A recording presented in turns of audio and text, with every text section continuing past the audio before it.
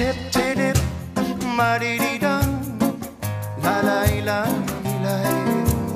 Tip-tip-dip, ma-dee-dee-dum, la-la-la-la-la.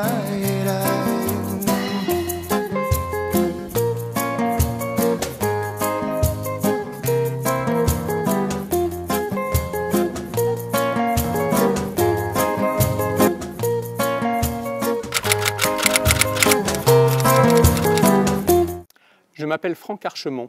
Je suis né en Nouvelle-Calédonie, au cœur d'une Océanie riche en symboles, chargée de l'histoire des peuples premiers qui l'ont conquise il y a 3000 ans et des aventures équivoques de la France coloniale. Mon pays fait partie de ce que l'on nommait alors les confettis de l'Empire. Drôle de terme pour de drôles de terres. Celle-ci est particulière. C'est la mienne pour la seule raison que je n'en ai pas d'autre. C'est la mienne, mais elle n'est pas forcément facile à aimer. Bonjour et bienvenue dans Livre Ensemble, qui vient de débuter par ce court extrait du premier roman de Jacques-Olivier Trompa, Au pays des borgnes, notre livre Fil rouge. Océane, quel est le menu de ce premier numéro ? Eh bien, tout de suite, on va aller chez Jacques Benebig à la rencontre de Georges Combeau, directeur de l'Alliance française du Vanuatu et organisateur du Salon du livre Pirogue. Là-bas, juste après, Isa Ruala de Lifou nous fera découvrir son univers littéraire et musical. Ne loupez pas aussi votre rubrique « Qu'est-ce que vous lisez en ce moment ?» On ira aussi à la rencontre de Cathy Manet, Joël Paul, Guillaume Berger ou encore la classe théâtre du lycée La Pérouse. Tout de suite, direction la vallée du Tyr chez Jacques Benebig à la rencontre de Georges Combeau. Georges Combeau, bonjour. Bonjour. Pour faire votre portrait, vous êtes arrivé au Vanuatu en 1991 en tant que professeur et vous êtes tombé amoureux du Vanuatu, vous êtes resté et aujourd'hui vous êtes directeur de l'Alliance française. C'est ça, c'est bien ça. Alors, vous avez organisé deux événements culturels vraiment importants. Un pour la fête de la francophonie, francosonique, et surtout le Salon du livre à Port-Vila qui a vu le jour en 2016. Un mot sur ce salon qui s'appelle Pirogue. Voilà, c'est un salon du livre. Bon, c'est un petit format, c'est peut-être pour ça d'ailleurs qu'on l'a appelé Pirogue, parce qu'on souhaitait quelque chose qui permette les échanges, mais qui reste assez maniable. Cette année, ça sera la 4e édition. Je disais, c'est un petit format, donc on invite quelques auteurs, 5 ou 6, qui viennent souvent de Calédonie, de la région aussi pacifique, donc de la Polynésie. Et puis on a du Vanuatu, bien sûr, parce qu'on a des écrivains au Vanuatu. Et on invite aussi chaque année un auteur d'ailleurs. Alors ce salon, cette année, il est reporté malheureusement. Comment ça se fait ?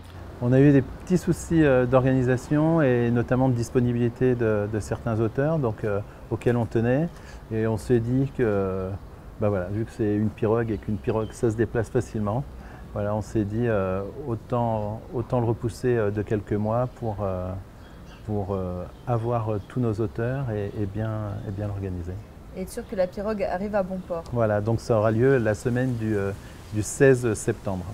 Ce sont, oui, les femmes qui sont à l'honneur, c'est le thème du salon cette année. Alors, j'avoue qu'au départ, la programmation c'est un peu faite, elle s'est retrouvée féminine un peu par hasard, mais on s'est dit que finalement ça pouvait être une bonne approche aussi. Et donc effectivement on a une pirogue au féminin. Il y a aussi bien sûr des hommes qui sont invités et nous aurons aussi le plaisir d'accueillir le slammer Reich, le slammer calédonien.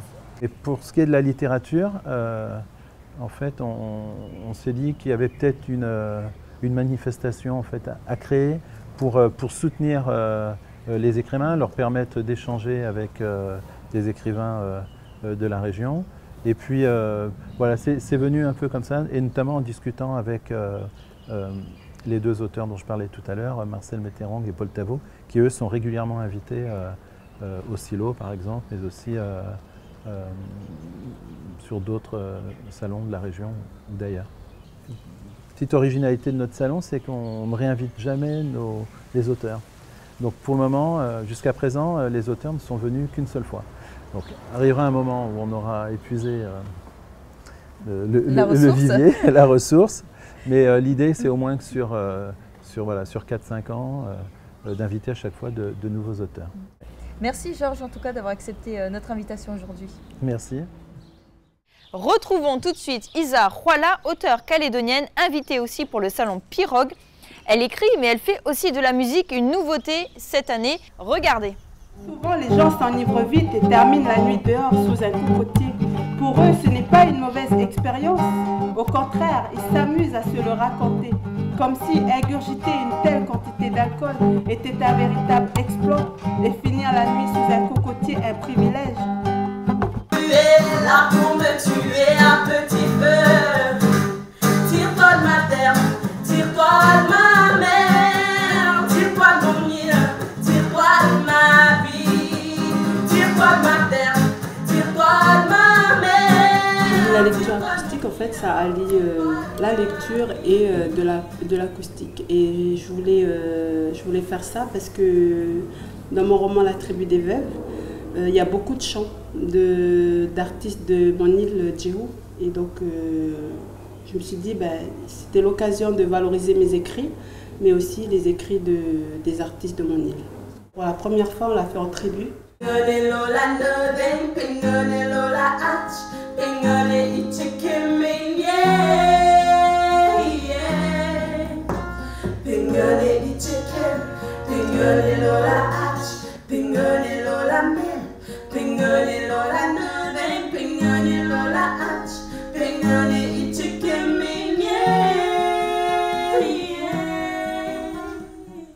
Et la musique, je trouve que ça allie bien la lecture parce que les gens des îles, entre guillemets, ils sont plus captifs quand on parle de musique.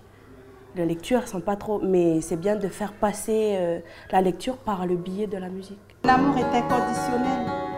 Malgré les quelques coups et les disputes, elle est toujours revenue vers lui, justifiant que l'amour fait mal et que c'est normal.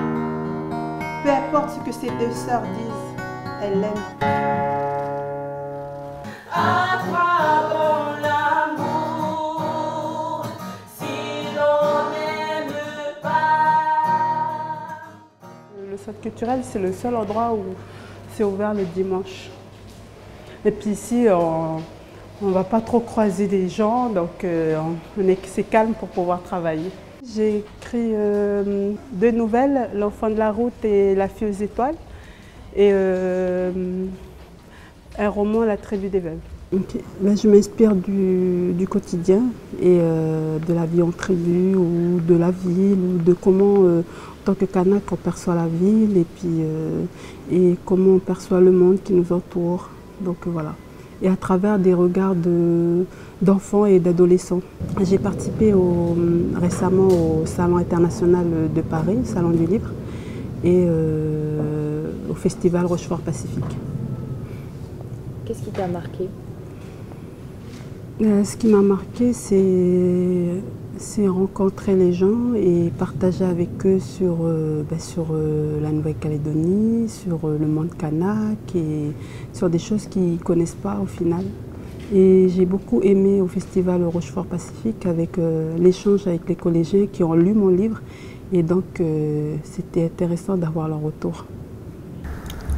Les femmes furent les premières à sortir de la case. Aussitôt réunies, elles abordèrent la cause probable de la mort d'Arnaud et évoquèrent le sort de la malheureuse veuve. Elles parlaient interminablement des rumeurs qui couraient et patati et patata. Ne vivez pas chez vous comme avant. Changez vos cœurs, chassez vos peurs, vivez en homme nouveau.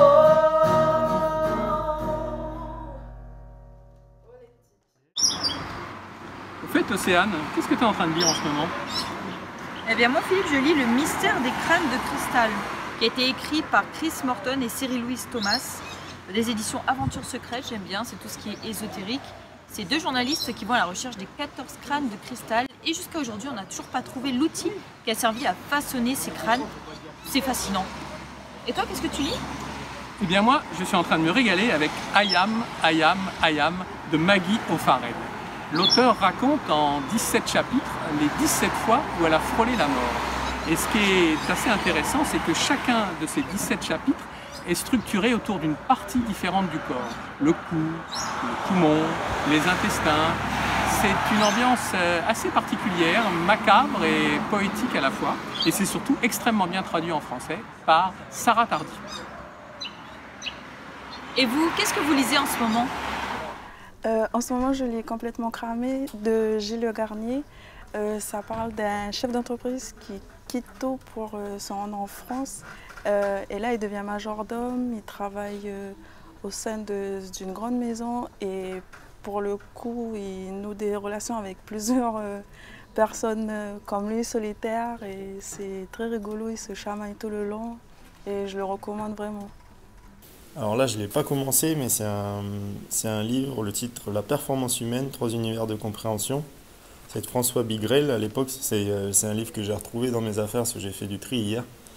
Et c'est il y a 2-3 ans, le directeur de la jeunesse et sport en Nouvelle-Calédonie m'avait donné ce livre-là à la suite de la visite de l'écrivain.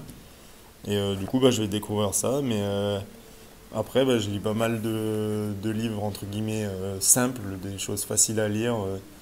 Comme des Harlan Coben, des choses comme ça, où il y a de l'intrigue, ou des enquêtes, ou des choses comme ça. Et aujourd'hui, je peux vous dire que je lis des livres comme The Economist, qui est vraiment politique et économique, et c'est vraiment ce que je suis vraiment concentré dessus, c'est sûr. Et mon père, malgré qu'il devait être diplomate, il est un grand écrivain, il m'aide à écrire mes chansons, que c'est cancer, que c'est malade, il est extraordinaire. Mais malgré ça, il nous a élevés et dans un pays où la discipline, économiquement parlant, la discipline économique est très très importante pour lui.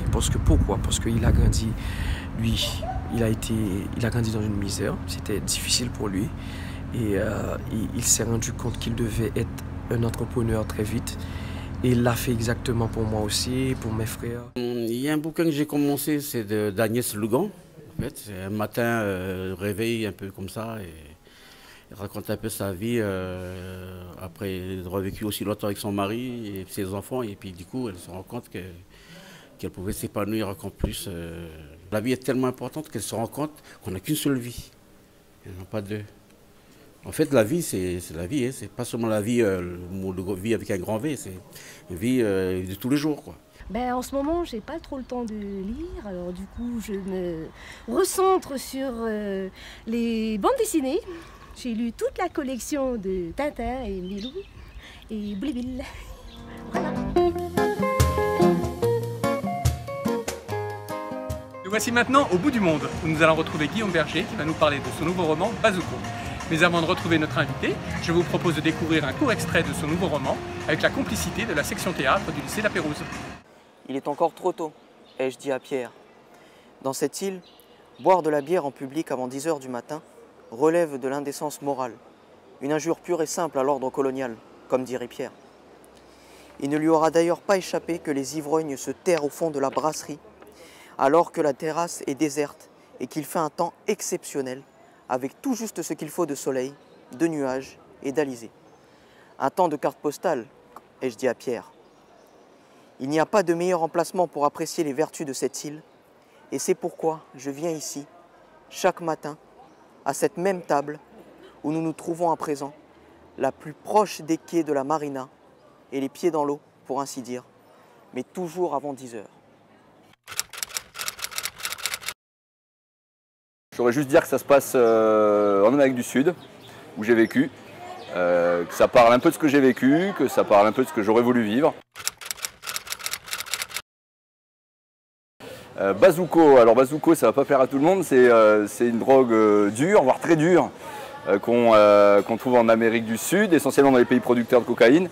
Et c'est un résidu de cocaïne, un sous-produit de cocaïne extrêmement puissant et ça fait des ravages terribles en Amérique latine. Et ça m'a un petit peu ravagé aussi en passant. Je pense que les problématiques qu'on retrouve dans Bazooko, donc celles d'Équateur, sont à peu près les mêmes qu'en Calédonie, c'est assez universel. C'est la recherche de qui on est, les problèmes après sociaux, les problèmes de drogue, les problèmes d'alcool, les problèmes de violence. On les retrouve un peu partout. Je n'ai pas forcément cherché à faire un parallèle, entre la Calédonie et Quito et l'Équateur de manière, on va dire, volontaire. Si ça s'est fait, c'est vrai que c'est parce que finalement, peut-être que j'ai vu juste. L'alcool, voilà le véritable ciment identitaire de l'humanité, ai-je dit à Pierre. Un peuple se retrouve dans ce qu'il boit, à l'exception des peuples abstinents qui vivent dans l'auto-extermination permanente. Les Noirs dans le Cuba Libre, les Maras dans l'Aguardiente, l'Inca dans la chicha, les insulaires dans cette lavasse insipide qu'ils nomment fièrement leur bière locale. D'ailleurs, si Pierre buvait un peu plus vite, il comprendrait mieux l'âme insulaire. Je me suis fait violence, comme je pense la plupart des écrivains, pour essayer de retrouver l'état d'esprit qu'avaient ces gens avec qui j'étais, l'état d'esprit dans lequel j'étais à l'époque. Donc là, d'où l'intérêt des carnets. J'ai reconsulté mes carnets dans lesquels je notais tout. Sans ça, je n'aurais pas pu écrire ce roman. Et ça m'a permis finalement de retrouver une idée, mais il s'exprime de manière bien plus vulgaire de ce que j'ai mis dans ce roman. On va plus loin dans la réalité. C'est loin d'être un roman machiste. J'ai voulu surfer un peu dessus en faisant un tout petit peu de la provocation, effectivement, sur l'idée que l'homme se sert des femmes. Mais là, je pense qu'après, en lisant le roman, on se rend compte rapidement que finalement, les femmes sont bien plus fortes que l'auteur. Assagis, sûrement pas, non. J'ai simplement pris acte de la difficulté de pas mal de lecteurs à lire mes précédents romans, de l'échec éditorial total, même si j'ai jamais forcément pensé, comme la plupart des écrivains autoproclamés maudits, à produire quelque chose qui se vende par milliers d'exemplaires. Il y a un petit moment seulement, on se dit en écrivant pourquoi j'écris. Et qu'effectivement, si personne ne peut te lire, il n'y a pas grand intérêt à écrire.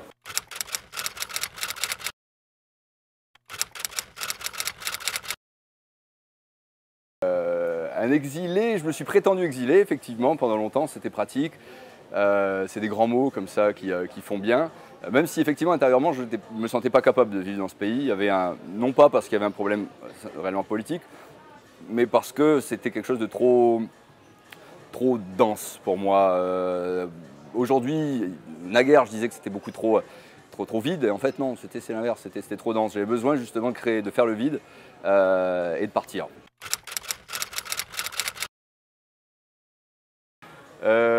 Le présent, c'est ce qu'il y a de plus compliqué dans l'existence, je crois, le présent. Parce que finalement, et encore plus pour un écrivain. L'écrivain, finalement, il se résume à quoi? C'est une vaste nostalgie, l'écriture. On essaye de renouer avec ce qu'on a été, avec ce qu'on voudrait être. C'est quelque chose d'éminemment mélancolique. L'avenir existe peu, sinon dans ce qui va suivre ma journée d'écriture.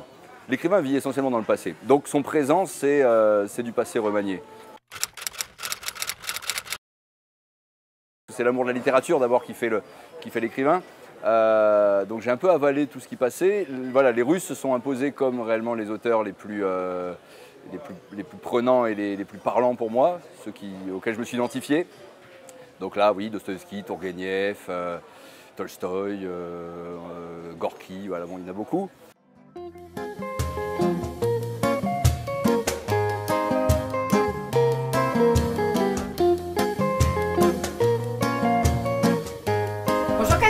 Bonjour Océane. Comment tu vas? Ça va bien.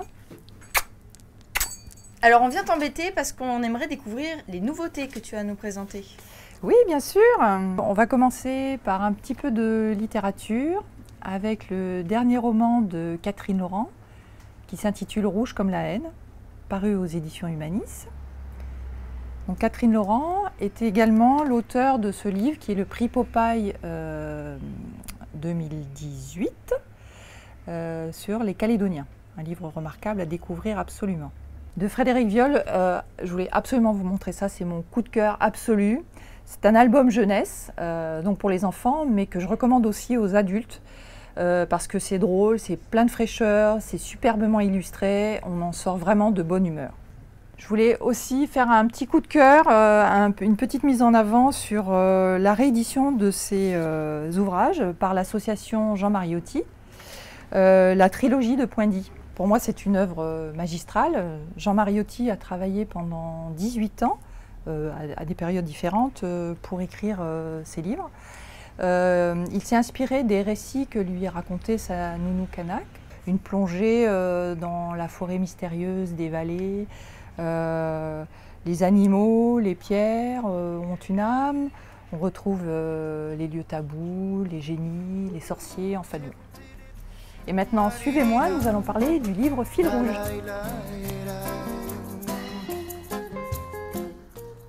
Alors le fil rouge choisi, c'est le roman de Jacques-Olivier Trompa, Au pays des borgnes. C'est un roman qui se passe qui raconte une sorte de saga familiale qui commence pendant les événements, puisque le héros va perdre 2 de ses frères, donc il va nous raconter cette histoire. Le rapport aussi avec les Kanaks pendant cette période délicate. Et ce qui est vraiment intéressant, c'est que c'est écrit comme une saga familiale, donc qui prend racine avec son père et qui continue sur plusieurs générations. C'est-à-dire que l'auteur fait une projection en 2050 avec sa fille, qui continue l'histoire, et donc on découvre ce que serait la Nouvelle-Calédonie en 2050.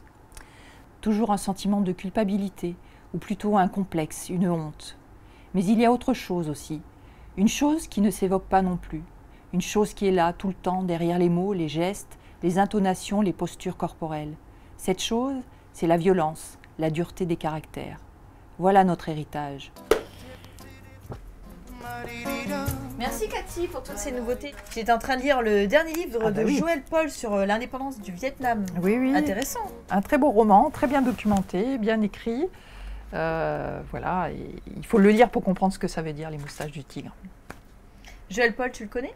Oh oui, c'est un fidèle de la librairie, il vient à toutes les causeries. En fait, il a une activité de blogueur et donc il fait beaucoup de promotion pour le livre calédonien. Écrivain, blogueur, c'est vrai que c'est un personnage atypique qu'il faut absolument rencontrer. Regardez ce reportage. Avec mon blog Écrivain du Caillou, je partage les informations littéraires et les nouvelles parutions sans distinction. Mais je ne suis pas un critique. Je fais des reportages de terrain comme un journaliste indépendant et bénévole. J'ai de plus en plus conscience d'avoir un rôle de miroir de la littérature du pays. Je ne manque pas de matière pour rédiger mes billets. Pas dans tous les domaines, bien sûr. Trop de parutions sont marginalisées. Je me force avec mon blog d'en faire la promotion, pourtant en respectant la devise du pays, terre de partage. Mon activité de blogueur me permet d'avoir une vision d'ensemble de la littérature. Et on constate toujours que les écrivains kanaks sont toujours minoritaires. Et ce n'est pas à cause de l'oralité, c'est dans la timidité, je pense. Il nous manque des auteurs capables d'écrire. Quand le cannibale ricane, voilà un roman. Le roman de Paul Tavo. C'est un Mélanésien, mais du Vanuatu. La pertinence, le parler vrai, je pense qu'il faut mieux financer les associations plutôt que d'entretenir des organismes publics qui manquent d'efficacité. J'ai entendu aux assises de la culture beaucoup de choses, mais peu de gens osent dire qu'il y a trop de structures. En tout cas, on dit qu'un peuple sans écriture n'a pas d'histoire. C'est faux. Comme nous, on a l'écriture, notre histoire ne sera pas perdue. Et comme on dit, les paroles s'envolent, les écrits restent.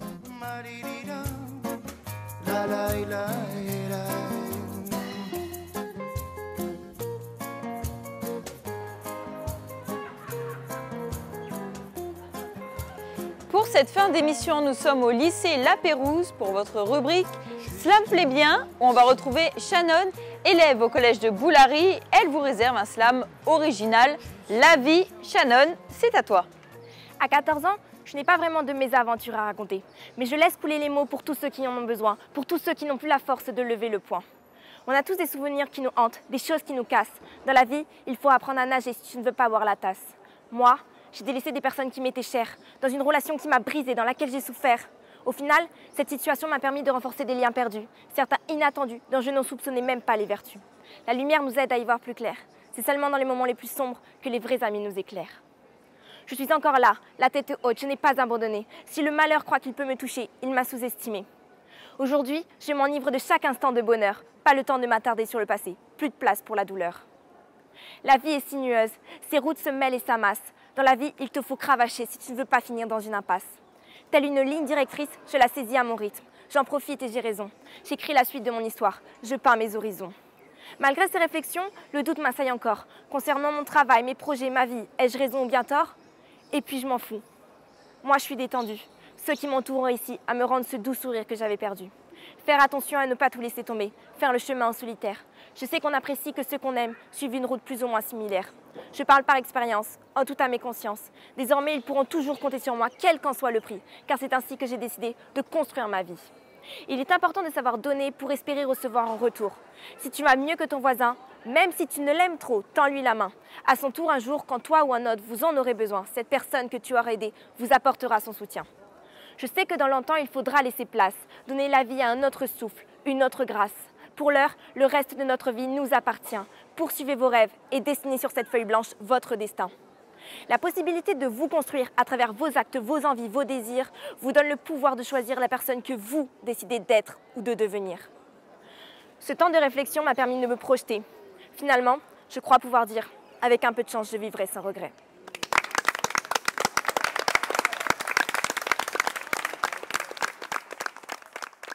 Livre ensemble, c'est déjà fini.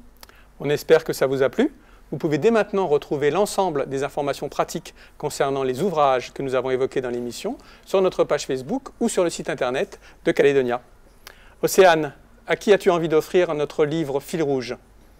Eh bien Philippe, j'ai envie de l'offrir à Shannon. Son texte nous a beaucoup touchés. Shannon a slamé au lycée La Pérouse. Tu as gagné le livre Fil rouge au Pays des Bords. N'hésite pas à passer à Calédo Livre pour récupérer ton cadeau. Anissa, rejoins-nous. Top générique. T'as beau parler d'égalité.